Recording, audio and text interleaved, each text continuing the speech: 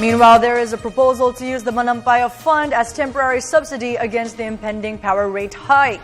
The proposal was made at today's House Energy Panel hearing. Again, added details from Freddie Abando. The real score and the power rate hikes imposed by Meralco last year continues to be a major concern for the House Energy Committee chaired by Congressman Reynaldo Umali. All the stakeholders which may have contributed to the rate hikes were invited for the hearing. The Department of Energy, the Energy Regulatory Commission, Meralco, and the power generators which shut down their operations for maintenance at the same time Malampaya gas fields was not also in service. Meralco's General Counsel, Attorney Ray Espinosa, explained what led to the record rate hike, which was stopped by the Supreme Court's TRO. And there are two reasons for the increase in charges. One is obviously the well-known shutdown of the Malampaya gas field.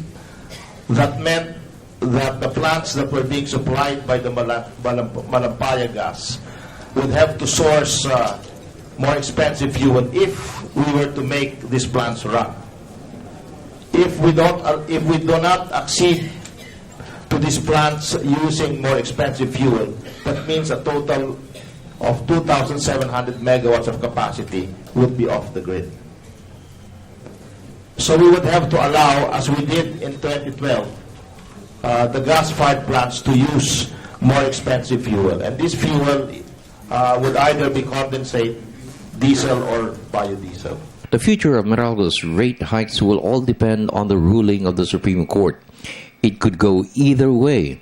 A decision in favor of Meralco's rate hike, reduce the adjustment, or rule in favor of the consumers. Energy Secretary Jerry Copetilla proposed the use of the Malampaya funds as a temporary subsidy to ease the consumers with the impending rate hike.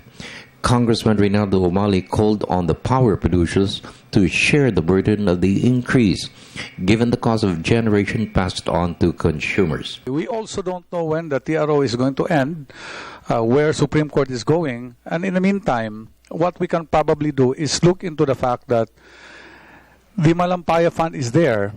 It is supposed to be there to help the people.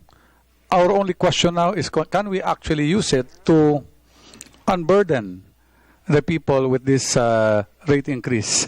Not accepting the fact na ang makikinabang dito yung ibang players, because we will have to actually also take into consideration the decision of ERC.